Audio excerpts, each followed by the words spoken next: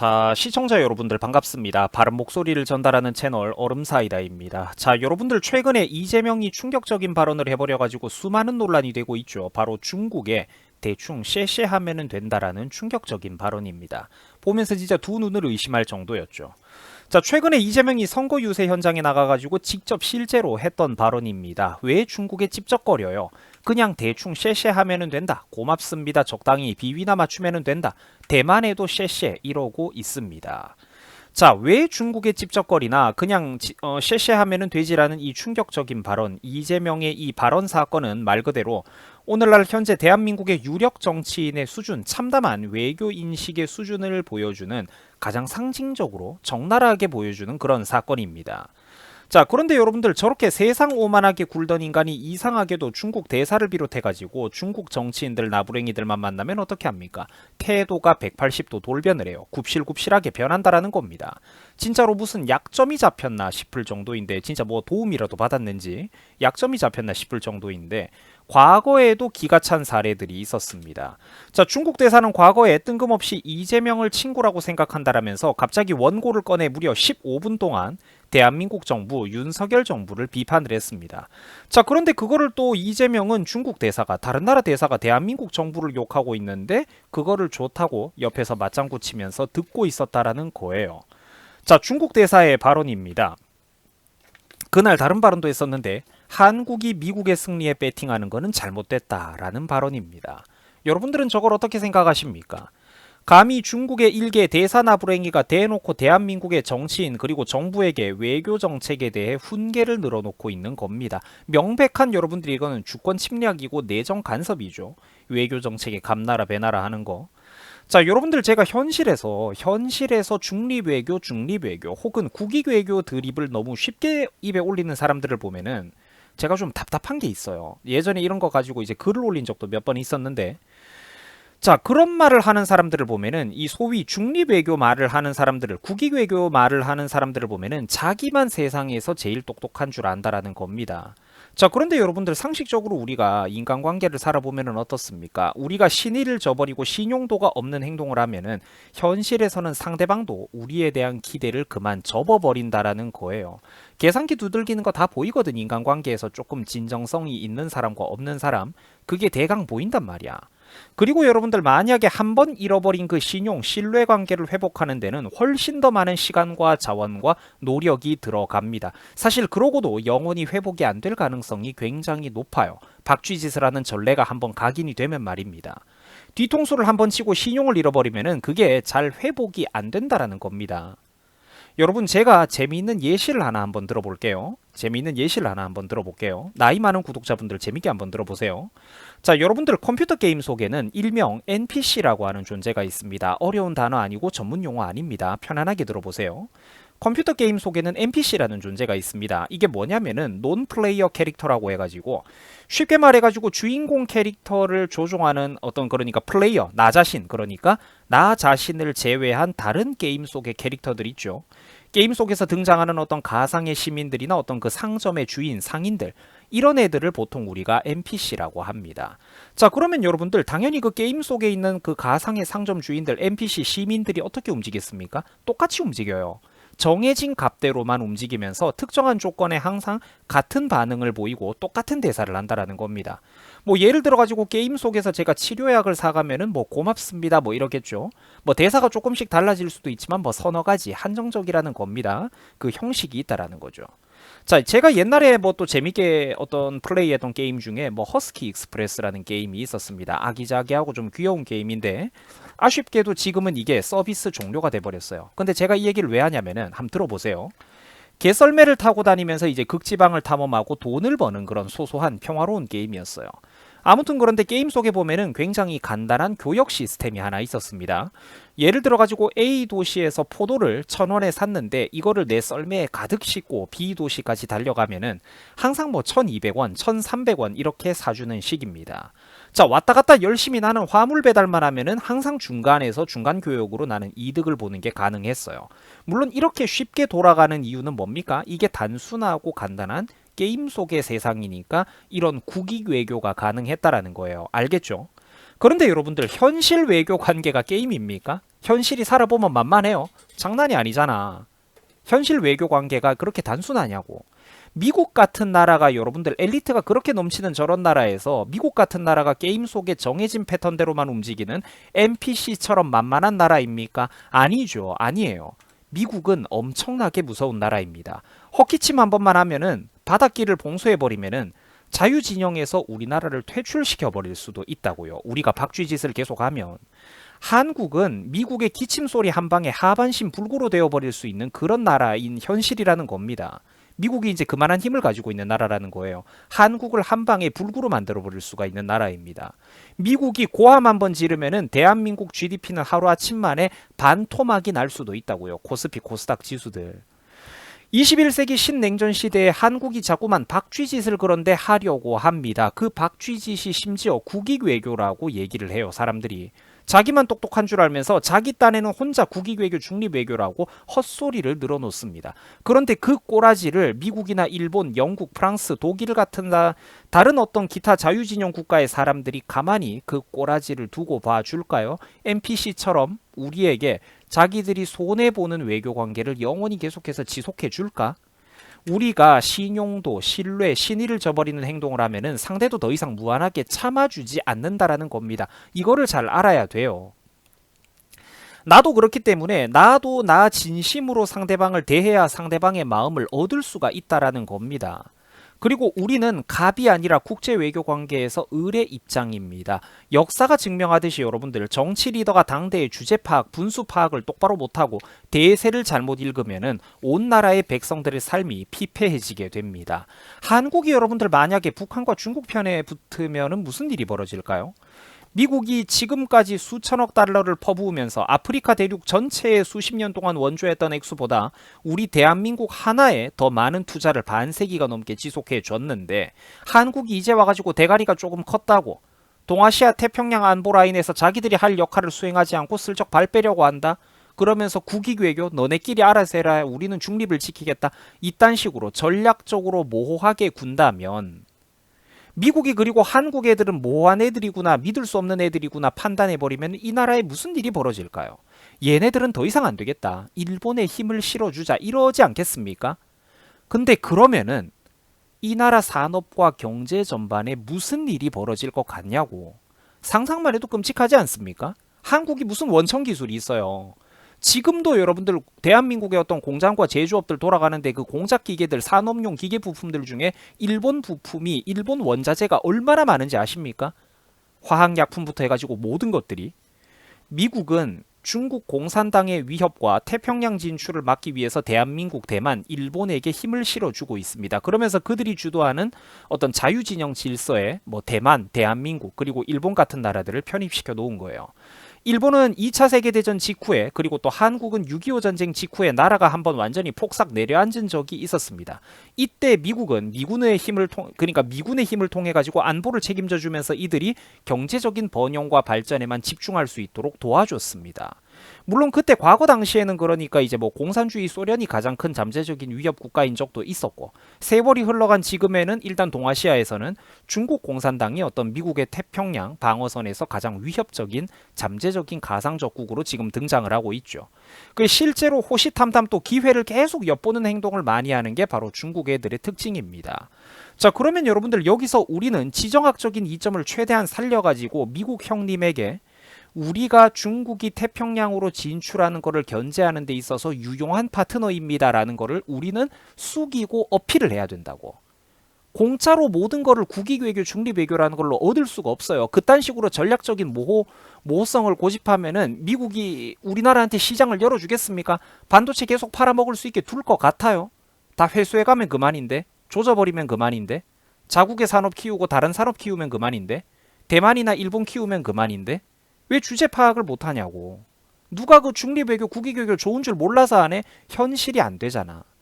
그렇기 때문에 우리는 지정학적인 가치를 어필하는 방식으로 가야지 여기서 주제 파악 못하고 박쥐짓을 하면 큰일 난다라는 겁니다. 한국이 만약에 민주당이 이번 총선에서 과반의 의석을 얻고 이재명 같은 게 대통령이 돼가지고 또다시 문재인 시절처럼 아니 문재인 시절보다 훨씬 더 심한 좌클릭을 하고 반미 짓거리를 할 텐데 여기서 이 박쥐짓을 한 번 더 하면은 미국이 과연 가만히 두고 볼 것 같습니까? 한국에 실어주던 힘을 빼버리고 일본에게 힘을 실어준다라는 겁니다. 일본은 대환영하겠죠. 자국의 제조업과 전자제품, 반도체 산업 다시 일으킬 수 있으니까. 우리보다 경제 규모와 국력이 훨씬 더 거대한 저 일본은 왜 그렇게 미국에게 철저히 복종하고 자존심도 다 굽히는 걸까요? 그게 여러분들 한국 사람들이 알량하게 생각하듯이 일본 사람들은 그러면 일본의 정치 엘리트들은 자존심도 없고 바보라서 그런가요? 아니죠. 장기적인 안목이 있으니까 숙이는 거야. 똑똑하고 현명하기 때문에 그들은 자존심을 접고 허리를 90도로 숙일 줄 아는 거라고. 일본 정치인들은 한국의 정치인들보다 훨씬 더 똑똑하고 현명하고 그게 국민들에게 도움이 된다는 걸 알기 때문에 철저히 미국에 숙이고 복종하는 거예요. 그리고 그럴 수밖에 없는 게 현실이잖아. 미국이 싫으면은 현실적으로 누가 있는데 지구에 우리만 살면은 그 빌어먹을 그 중립 외교를 혼자서 그러니까 그런 외교를 하면 돼요. 국익 외교를. 근데 지구에 혼자 사는 게 아니잖아. 우리가 열강들이랑 서로 부대끼면서 산단 말이야. 중국처럼 체급이 거대하면서도 훨씬 더 믿을 수가 없는 나라가 있죠. 신용도도 없는 국가. 틈만 나면 힘으로 모든 거를 엎어드리려고 계약서를 계약해놓고도 바꾸려고 하는, 안 지키려는 나라가 있다라는 거예요. 저런 나라보다는 미국이 훨씬 더 중요한 파트너인 거 맞잖아. 계약을 해도 신뢰할 수 있는 상대방이라는 거예요. 뒤통수는 안 친단 말이야.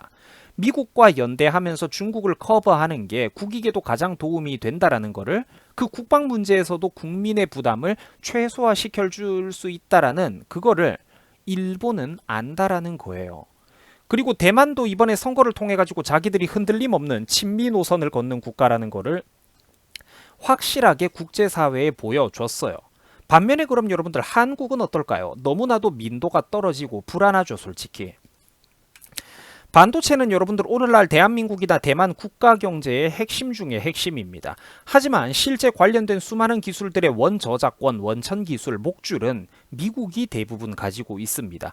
미국이 반도체 수출 통제를 하고 요즘 그 잘 나가는 고성능 AI 칩을 통제하고 미국산 CPU 칩 통제, GPU 칩 통제해버리니까 그렇게 해버리면은 한국 경제는 그냥 하루아침에 폭삭 내려앉는다라는 거예요. 한국은 지금 그러니까 종이로 만들어진 성을 가지고 미국 앞에 가가지고 나도 이제 좀 컸다라면서 내 성을 보라고 주름 잡고 있는 어린아이에 불과합니다. 미국은 마음만 먹으면 이런 종이성 하나 따위가 아니라 주변의 산 전체를 불바다로 만들어 버릴 수 있는 어마어마한 힘을 가지고 있는데 말입니다.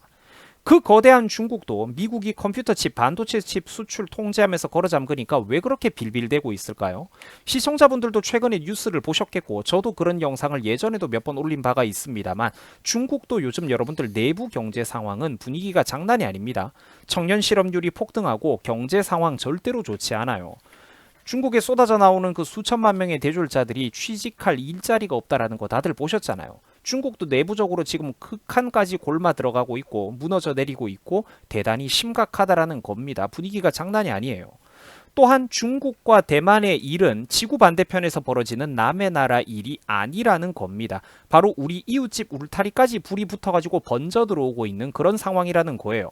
실시한다고 끝날 일이 아니라니까. 자, 과거 여러분들 2008년 글로벌 금융위기 때 그 무시무시했던 전세계 주식시장들 기억나시죠? 미국의 리먼 브라더스가 파산했을 때 전세계 GDP가 하루 만에 5.6% 이상 증발을 했습니다. 근데 그것 가지고도 전세계가 그렇게 호들갑을 떨었고 충격이 실제로 또 어마어마했어요. 호들갑이 아니고 실제로 충격이 어마어마하기도 했어. 자, 그런데 2024년 현 시점에 여러분들 중국과 대만 소위 말하는 양안 전쟁이 벌어지면 무슨 일이 벌어질까요? 그 즉시 국가 경제가 우리나라가 20% 넘게 날아갑니다. 국가 거시 경제의 4분의 1이 하루아침에 그냥 증발해 버린다니까. 대만 경제는 거의 반토막 가까이 나고요. 그런데 여러분들 저게 남의 일이 아니라 그 다음 순번 전 세계에서 두 번째로 타격을 많이 받는 게 바로 우리나라라는 겁니다. 거의 우리 땅에서 전쟁이 벌어지는 거랑 똑같아요. 한국은 강 건너 불구경을 즐기면 되면서 가만히 있으면 되는 게 아니라 바로 옆집에 불 타가지고 우리 마당까지 번져 들어오고 있는 그 상황이라는 겁니다. 불길이. 상상을 초월하는 규모의 어떤 피해와 혼란이 벌어질 거예요. 그런데 여러분들 이게 이재명의 말처럼 대충 쉐쉐거리면 다 해결됩니까? 정신 나간 소리를 하는 거예요. 한국이 북한과 중국의 편에 설지 아니면은 제발 좀 그냥 미국과 일본, 유럽, 호주, 인도를 비롯한 자유진영 노선에 줄을 서야 할지 둘 중에 어디를 택하는 게 국익에 도움이 되는가는 너무나도 쉽고 자명합니다. 남들은 그러니까 무조건 좋은 것만 뽑아먹는 그 국익 외교를 몰라서 그런 말을 하는 게 아니에요. 어쩔 수 없이 신냉전 시대 현대사회 시스템에서 양자택일을 해야 되니까. 세계에서 제일 부유하고 강력하고 잘난 나라들이 모이는 클럽에 우리도 함께 그 파티에 끼이겠다라는 겁니다. 그리고 사실 한국은 지난 문재인 정부 시절에 솔직히 말해가지고 이미 점수를 너무 많이 잃었습니다. 만약에 지난 대선에서 여러분들 이재명이 한 번 더 승리를 냈더라면 이 나라는 사실 그때 국운이 끝장났을 겁니다. 그런데 정말로 기적적으로 한쪽 국민들 덕분에 이 나라가 불구덩이 속으로 떨어지기 직전에 한 번 간신히 살아 돌아온 거라고요. 이재명 찍던 분들은 이게 무슨 말인지 진짜 이해나 하실런지 모르겠습니다. 대한민국 한쪽 국민들 덕에 간신히 살아 돌아왔다니까 한번. 전 세계 수많은 각국들은 바보라 가지고 미국에 붙는 게 아닙니다. 그게 국익에 도움이 되니까 양자택일의 외교 관계에서는 이쪽이 보다 나은 어떤 차선의 어떤 선택이니까 차악이니까 그렇게 하는 거예요. 자, 러시아와 국경이 가까운 유럽의 각국들을 한번 보세요. 특히 폴란드 같은 나라들이 뭐라고 합니까? 1년에 조 단위의 돈을 실제로 지불할 테니까 제발 우리나라에도 주한미군처럼 미군을 더 많이 주둔시켜달라 이런 부탁을 합니다. 우리도 한국의 한미 상호 방위 조약 같은 거 이런 거 제발 좀 맺어주십시오라고 비는 게 다 이유가 있다라는 거예요. 그게 국익에 도움이 되거든. 약소국들이 자기들의 주권을 지키는데. 수 틀리면 곧바로 주먹을 내밀어 버리는 중국이나 러시아 같은 나라보다는 미국이 훨씬 더 믿을 수 있는 파트너라는 거를 사람들은 안다라는 겁니다. 유럽 각국이나 일본의 정치 외교 엘리트들이 솔직히 말해가지고 한국의 정치인들보다 무능하기야 하겠습니까? 특히 민주당 586 정치인들보다? 그것보다는 훨씬 더 수준이 높단 말이야. 미국은 이미 오랜 세월 동안 여러 정부에 걸쳐가지고 아시아 태평양의 대중국 포위망을 거의 완성시켜 놓았습니다. 저기서 저 거대한 여러분들, 저 거대한 붉은 점선의 울타리 경계선에서 우리 한국이 이 안쪽에 속하는 게 아니라 저기 바깥쪽, 울타리 바깥쪽에 속하는 순간 우리나라 경제는 한순간에 박살이 난다라는 겁니다. 절대로 두 번 다시 미국의 눈밖에 나면은 절대로 이 나라는 두 번 다시 지금까지와 같은 삶을 누리고 살 수가 없게 됩니다. 미국의 눈밖에 나간다면 말이에요. 여러분들 생각을 해보세요. 한국이 지하자원이 있습니까? 원천 기술이 있습니까? 이 나라가 뭐가 있어요? 미국이 보장해주는 항행의 자유, 무역의 자유가 없이 식량 자급률 하나 마음대로 안 되는 나라가 이 나라 현실이라니까? 왜 대한민국 국민들은 분수 파악, 주제 파악을 못합니까? 식량 자급률 하나 제대로 이게 안 나, 식량 자급률 100%조차 안 나오는 불쌍한 나라라고 우리나라가. 뭐 우리가 삼시세끼 밥 안 굶고 사니까 뭐 식량 문제가 해결된 나라 같으세요? 아니라니까. 석유를 비롯해가지고 원자력 발전소 돌리는 우라늄 어떻습니까? 다 수입해오죠, 전량.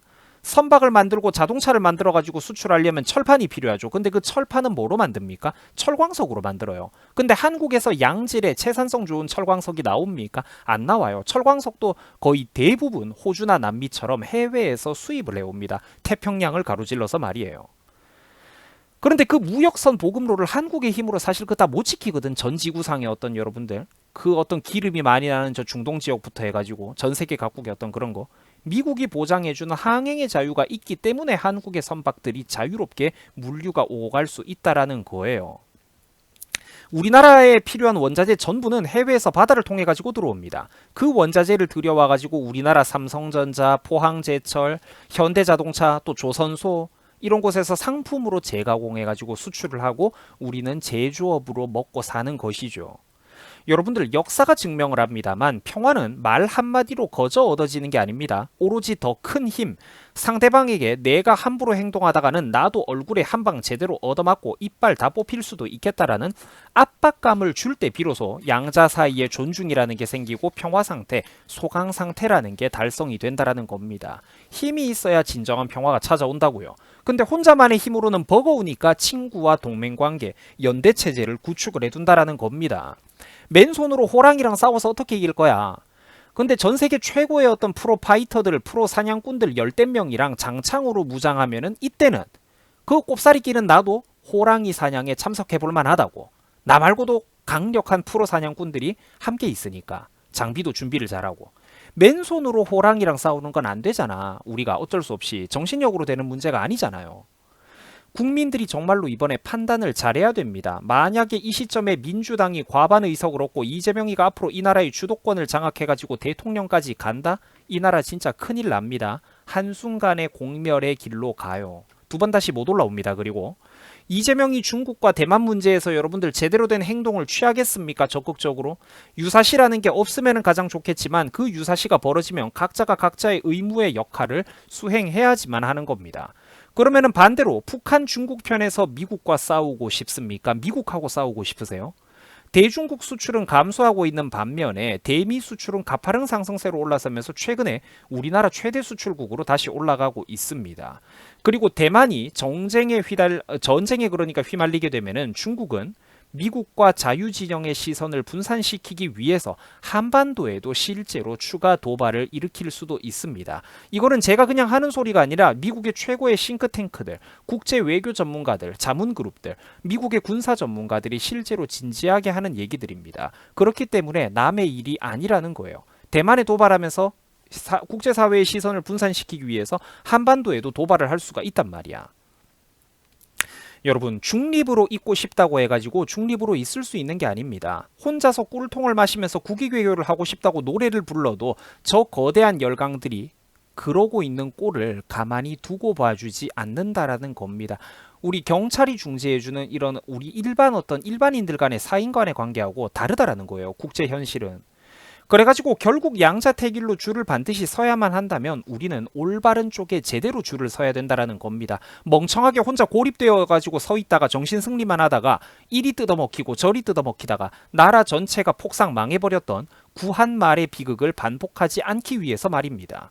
자유진영 국가들은 더 이상 한국의 비열한 행태를 봐주지 않을 겁니다. 미국은 반도체와 전자제품의 파이 그리고 한국이 맡고 있던 국제경제의 파이를 일본에게 넘겨줄 거고 일본은 미국이 그 역할만 맡겨준다면 누구보다도 아리가또 고자이마스 이러면서 고맙습니다 이러면서 충실하게 자국의 국익을 확대하기 위해서 일본 정부는 온 힘을 다할 겁니다. 그 지경이 오면은 누구를 탓하겠습니까? 국민들이 어리석어서 그런 미래가 온 거지. 대만도 여러분들 친미 정권을 여유있게 수립하는 데 성공했습니다. 특히 깨끗한 선거 과정을 통해서 말이죠. 반면에 한국은 어떻습니까? 바보 같기 그지없어요. 사람들이. 최근에 대만에서는 전쟁세 도입까지 검토되고 있습니다. 당연히 여러분들이 이거 무서운 일이죠. 저런 일은 없었으면 좋겠죠. 나도 그래요. 하지만 그거는 우크라이나 사람들도 그랬을 겁니다. 역사 속의 모든 국가들이 그랬을 것이고 전쟁 국가는 아니지만 한때 경제적인 번영을 누리다가 순식간에 폭망을 해버린 베네수엘라 사람들도 자기들에게 불과 5년, 10년 만에 나쁜 일이 올 거라고는 상상도 못했을 겁니다. 대부분. 물론 그때 당시에도 인터넷에는 끊임없이 좌파 정책 일변도를 걱정하고 경고하는 사람들이 있었는데 베네수엘라 국민들이 그들의 말을 듣질 않았어요. 지금 한국은 어떨까요? 한국도 자꾸 비슷한 길로 흘러가려고 하고 있죠. 그 만일의 사태라는 게 없으면 좋겠지만 있을 수가 있기 때문에 그 만일의 사태에 대비를 해서 지금 세계 각국들은 진지하게 대응태세를 갖추고 준비를 하는 겁니다. 이렇듯 전 세계는 오늘날 숨가쁘게 돌아가고 있습니다. 반면에 한국은 어떻습니까? 그리고 한국 정치인들의 상당수의 수준은 어떻습니까? 지금 총선을 나와가지고 금배지 달아보겠다고 까불고 다니는 국회의원들 상당수의 수준은 어떻습니까? 그렇죠. 일개 인터넷 커뮤니티의 똑똑한 회원들, 장사미사들보다도 못한 게 한국의 정치 수준입니다. 유튜버들보다도 수준이 낮고 이런 문제를 훨씬 더 모르고 무엇보다도 별로 진지하게 관심이 없습니다. 국민들은 어떻습니까? 안타깝게도 국민 수준도 낮아요. 학교와 학원에서 대한민국 국민들은 암기식으로 가르쳐주고 주입하는 것만 기계적으로 배우고 외워될 뿐 응용 능력도 떨어지고 무엇보다도 한국 사람들은 종합적이고 입체적인 사고가 안 됩니다. 그저 늘 단편적으로 공식과 케이스 몇 개를 외우고 줄 세우기에 급급합니다. 알만한 사람들은 이런 문제의 심각성을 배경 지식으로 탄탄하게 알고 있는 분들도 많지만 안타깝게도 여러분들과는 다르게 이런 안정적인 시민의 비율이 그다지 높지 못한 경우도 많죠. 국가 전체 비율적으로 봤을 때는 안타깝게도 우리나라 국민들 중에 의식 구조가 탄탄한 사람들이 그다지 두텁지가 못하다라는 겁니다. 우리나라 국민들이 대만 국민들, 일본 국민들보다 정치의식의 평균을 놓고 봤을 때 과연 이 나라가 정치적인 안정감이 높다라고 말할 수 있을까요? 제3자 외국 입장에서도 그렇게 바라볼까요? 외국 행정부에서 한국은 자유진영에 대한 노선이 확고합니까? 아마 그렇다고 대답하시기 어려울 겁니다.